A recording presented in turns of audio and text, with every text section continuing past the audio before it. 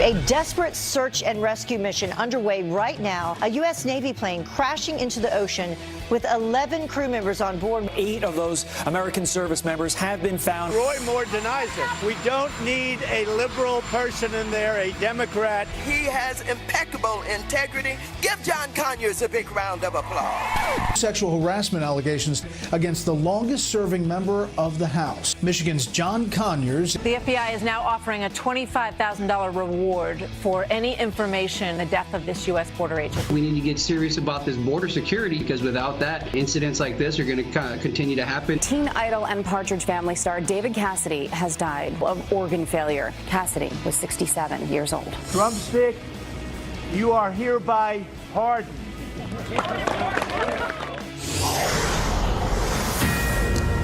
This is a Fox News alert. A miracle at sea. 8 people found alive and in good condition after their Navy jet crashed into the Pacific. 11 passengers and crew on board the C-2 Greyhound when it went down off the coast of Japan. A desperate search and rescue effort now underway to find the remaining 3 people.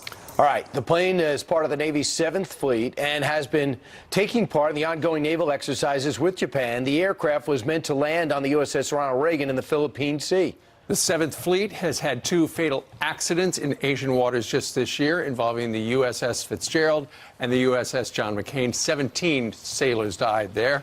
8 top Navy officials have been removed from their post. A moment ago, I said it was a jet. Looks like a prop job. Great news that they have recovered 8 of those individuals. A miracle And that indeed. story was breaking this morning on Fox and Friends First.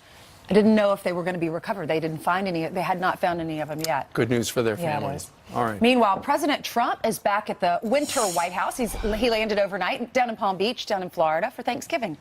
But before leaving, the president breaks his silence on Roy Moore's sexual misconduct and a bit of a surprise about those allegations in some remarks before he left. And look who's here. It's Griff Jenkins. He joins us from our nation's capital with details on what the president said. Good morning, Griff. Good morning. Good morning, guys. Happy early Thanksgiving. The president heading out the door for Thanksgiving in Mar-a-Lago, weighing in on the Alabama race and the scandal involving Republican candidate Roy Moore, who has been accused of sexual misconduct with a minor nearly 4 decades ago, something Moore has repeatedly denied. Well, he denies. I mean, Roy Moore denies it. And by the way, he gives a total denial. And I do have to say, 40 years is a long time. He's run 8 races, and this has never come up. So 40 years is a long time. The women are Trump voters. Most of them are Trump voters. Now, the president stopped short of endorsing the embattled candidate, who has seen a comfortable lead in the polls slip significantly, and he took a shot at Moore's opponent, Democrat Doug Jones. We don't need a liberal person in there, a Democrat. Jones, I've looked at his record. It's terrible in crime. It's terrible in the border. It's terrible in the military.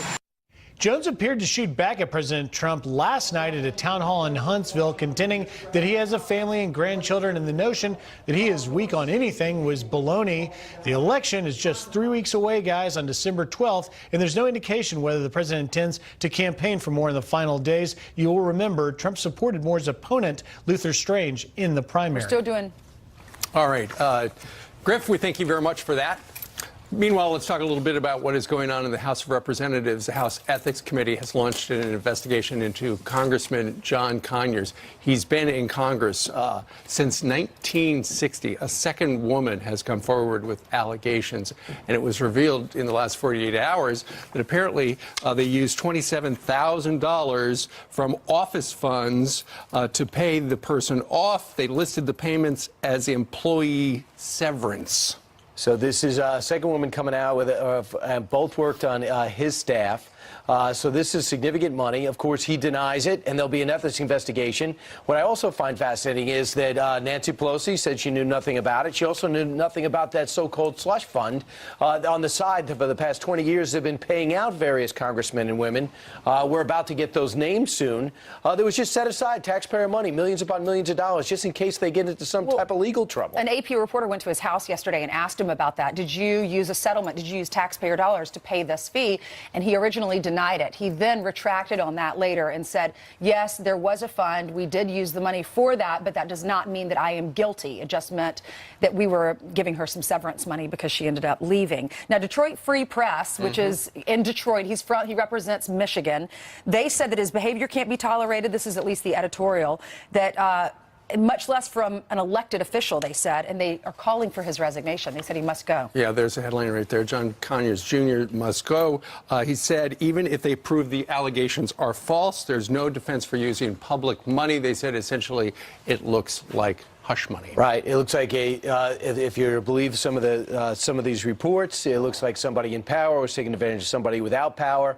You also understand, too, that the thing that's going to make this so challenging for any ethics investigation is when you get the payout, they also decide they have to keep their mouth shut. So how you get people to talk and tell what happened if they are under an agreement not to talk about it? So good luck with that investigation. Laura Ingraham last night was talking about the whole sweep of things going on in the world right now, and in particular in Congress, and says, you know what? This is probably a good case for term limits. When the government is this large and this unwieldy, mischief is bound to follow, both personal and professional. And soon no one is looking out for the people. They're just looking to cover themselves. And representatives, well, they settle into their positions of power, and year after year, term after term, they tune out their constituents. And pretty soon, they're taking orders from the swamp rather than the people. So if we want to end the corruption and move legislation on Capitol Hill, we need the old-timers to do the decent thing and begin to retire. Yeah, it's also, you could say they've been too long, or you could just say, just don't act like that. A lot of people are at jobs in every major city and small city across the country, and just because they've been in a job a long time doesn't mean you're grabbing people's butts. So anyway, he has been in Congress since 1960. The President of the United States is up down at Mar-a-Lago. He arose, we believe, about 30 minutes ago because he started tweeting. And once again, he is taking a shot at the father of one of the 3 young men from the UCLA basketball team that he helped spring in China. He wrote, it wasn't the White House, it wasn't the State Department, it wasn't Father LeVar's so-called people on the ground in China that got his son out of a long-term prison sentence. It was me. Too bad. LeVar is just a poor man's version of Don King, but without the hair. Whoa. Just think, LeVar, you could have spent the next 5 to 10 years during Thanksgiving with your son in China, but no NBA contract to support you. But remember, LeVar, shoplifting is not a little thing. It's a really big deal, especially in China. Ungrateful fool. Yeah, unbelievable. So we're going to ignite this. Now, people know LeVar Ball in the sports world. They know he says outrageous things. They also know he raised, outside the shoplifting, 3 outstanding young men who are fantastic basketball players. But this guy, I am not sure during that interview that it wasn't a total put-on CNN, that it wasn't a total act, because the things he said about, well, the only reason I'll thank you is if you put him on Air Force One and took him back. You know, he didn't go there just to get my son out, then I would thank you. Why was he there to begin with? Of course, he was on a Far East tour, nothing to do with your son shoplifting. So a lot of the things he was saying was so bizarre, I think it was a put-on. By CNN. You're thinking CNN had him on. No, I think that LeVar Ball, whether CNN wanted to do a normal interview, and LeVar Ball went into the entertainment mode. But why would he do that, though? What's the benefit of that? Think about it, though. I mean, he's a guy who loves the headlines. Yes. And if you woke up yesterday, you saw all the blogs about this guy was unhinged, and then you wound up watching it. And he sells more stuff. Shannon Sharp, hardly somebody who runs to the president's defense. This time he did on Fox Sports 1. We speak very highly of LeVar. Yep. But that was the dumbest thing he ever could have said. The president of the United States did not go visit his son in jail. So therefore, he's not going to say thank you. I can assure you, President Trump mentioning to the Chinese president didn't hurt his situation. I see why President Trump used the word ungrateful. Okay, let's keep it with football. And now there is a story out of the Washington Post as of yesterday afternoon. Most NFL owners now, given the backlash and how their ratings are dwindling, are considering that they may keep the players in the locker room during the national anthem. They're going to officially vote on it in March. But you know what? That's an idea that, once again, the president in the last 5 minutes has tweeted out as well. That's akin to, I'm worried about the kids coming to school late every day, so let's just not have them come to school. The president tweeted this out. The NFL is now thinking about a new idea, keeping teams in the locker room during the national anthem. That's almost as bad as kneeling. When will the highly paid commissioner finally get tough and smart? This issue is killing your league. It's certainly not helping. It's beginning to dwindle. There are fewer players doing it. But I would say this. The only thing worse than that would be to stop playing the national anthem, which I predicted about 6 months ago. What? That they were going to stop playing it. No way. Now they're going to play it, but they're thinking about keeping the players in. Now you're going to have a bunch of players that go, wait a second, I'm not staying in the locker room. I'm going out to the locker room. That's going to further divide the situation. How could that possibly be a plausible solution? Well, the members of their team who made this a complicated and challenging situation, they should talk to the person who says, I want to go out, because the players, owners look terrible. All right, well, ultimately, who's going to be watching football tomorrow on the big day? We asked you this yesterday, and the email machine just about melted down. So many people have just had it up to here with the NFL. So tomorrow is Thanksgiving. These are some big topics that you're probably going to be talking about around the Thanksgiving table, if you do want to talk about politics. We have the LeVar thing, just the pass dad the whiskey. saying all this, the president responding, them going back and forth, and then also this national anthem controversy. Holy cow. Let us know what you think about all these topics, because we're going to be talking about them throughout the next 3 hours. All right. Meanwhile, it's 6:11 in New York City. Jillian, good morning. Seems like a Band-Aid to me, but anyway, that's beside the point. Good morning to you guys, to you at home as well. Let's get you caught up on your headlines of the day. President Trump vowing to do his part to bring peace to the Middle East following an hour-long phone call with Vladimir Putin. It comes on the heels of the rare high-profile meeting between Putin and Syrian President Bashar al-Assad, seeking a political path forward, one that would include coordination of anti-terror efforts with the U.S. The call also focusing on the critical need to increase international pressure on North Korea. The FBI investigating Democrat Bob Brady for allegedly paying an opponent to drop out of a 2012 primary race. Jimmy Moore accused of ending his campaign after receiving $90,000 from the Pennsylvania representative's campaign. Moore and a former aide have already pleaded guilty to concealing the payment. Brady has not been charged with a crime. And tragic news overnight. Teen Idol and Partridge Family star David Cassidy has died. Cassidy passing away at a Florida hospital of organ failure. He rose to stardom in the 70s, launching a career lasting 5 decades. Entertainers flooding social media this morning. Singer Marie Osmond tweeting in part, heartbroken over the passing of David Cassidy. And actress Marlee Matlin saying in part, to me and millions of us, you were forever young. Cassidy was 67 years old. That's a look at your headlines, guys. Send it back to you. Came on our show a lot. I had his guitar when I was 9. Oh, wow. There you go. My sisters loved him. What, he sold like a replica of his guitars to kids? And yeah, with a fake signature, his signature on the back. It cost like $4, but he was the hottest thing out there. He was. Funny show. Great show. David Cassidy. That's when the TV shows became actually singing groups, like the Brady Bunch actually cut an album. That's when things were consistent. Yeah, but just one album. It's not like the Monkees. I mean, the Monkees were a singing group. They did a lot of... Remember the hard thing? The Brady's cutting an album and Peter's voice was changing? Remember that? I don't remember. Yeah. It was, right, you remember Joe, right? Thank you. He does. Going through puberty. Oh, Yes. goodness. Okay, it is 13 minutes after the top of the hour. He sold one of his clients a deadly dose of prescription drugs, and now that drug dealer is being forced to pay for the funeral. Is that justice being served? We report, you decide. All right, and I'll take it from here, despite the way my name's spelled in the prompter. And Hillary Clinton just won't go away. Up next, people react to her latest comments in the brand new Dials. Apparently, my former opponent is obsessed with my speaking out.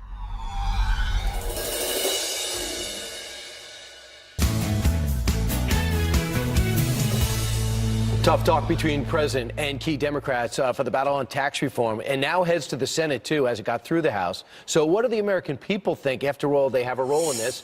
Lee Carter is a pollster with Maslansky and partner. She's a full-time partner. That means she gets a lot of money. And she put this question to the test. Lee, welcome back. Thanks so much. The first question that you put to the test that we'd like to examine is President Trump on the tax bill urging the Senate to pass the legislation. Let's see what the American people thought about this push. I want to congratulate the House of Representatives for passing a vital and historic tax cut last week, and I'm very hopeful the Senate will do the same very soon. We're going to give the American people a huge tax cut for Christmas. Hopefully that will be a great, big, beautiful Christmas present. with the Democrats giving us no votes for tax cuts for purely political reasons, obstructionists. It will be up to the Republicans to come through for America. I think they will. I hope they will. It's up to the Senate. So, your thoughts? So you can see there, Republicans are on board. They gave this an A, independents a C, and Why? Democrats an F. Now, the reason here, a lot of people would say, look at this and say that independents aren't supporting the tax plan. That's not the case. What they're saying is it's almost impossible for me now to understand who's going to benefit. The messages are so cloudy. The Democrats are saying that it's going to benefit the wealthy. Republicans are saying it's going to benefit the middle class. They're confused and not sure that it's going to happen. And there's two legitimate plans. Next, Nancy Pelosi, of course, on the other side, wants to rally Democrats and the country to defeat the Republican bill. They throw a scrap to the middle class, provide a banquet for the wealthy and for corporate America, transform America in doing so. We will not let that happen. Kill the bill. And then she had a little chant, kill the bill. There you go. So Republicans gave this an F, independents a C minus, and Democrats a B. So again, you would have thought that if the president's comments were negative with independents, that it would have been the reverse here. That's not the case. People are tired of obstructionism. They're not sure who to trust. They don't like the establishment, and they're not sure that anything's going to get done. And that's why people are responding the way they are. They're just tired of it. Right. Everything's blurry. Meanwhile, Hillary Clinton and Bill Clinton went down to Little Rock to celebrate 100 years since their husband, Bill Clinton, was president. Here's her comments that we wanted to track. Apparently, you know, my former opponent is obsessed with my speaking out. Apparently there was another, somebody told me, tweet today. Honestly, between tweeting and golfing, how does he get anything done? I don't understand it. So maybe that's the whole point. So the grades are? So you can see the Democrats gave it a B, independents a D, Republicans an F. Overall, people are tired of this narrative. Enough between Hillary and Trump. The decision was decided. There's too many issues to be talking about to be focused on And this Lee, right we now. only have 15 seconds, but the fact that two Democrats spoke out and only got a B, where the Republicans talked about their progress, got an A. We'll talk to you in 2 hours, okay? Great, we'll be back. All right, coming up straight ahead, terrorists using cars and trucks as killing machines. We'll tell you what the latest is.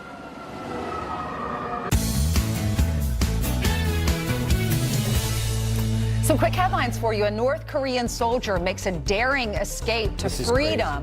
Incredible video, look at that, showing him running for his life under a hail of gunfire. North Korean soldiers shooting him 5 times as he's sprinting for the South Korean border. South Korean soldiers dragged